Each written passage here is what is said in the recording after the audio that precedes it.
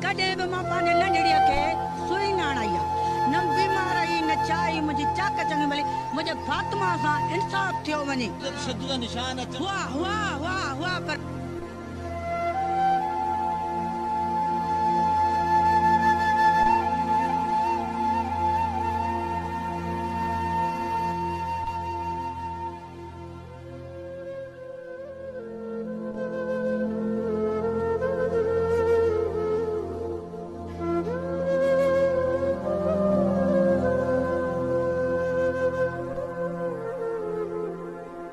Breaking news. एक और दिल दहला देने वाला वाकया।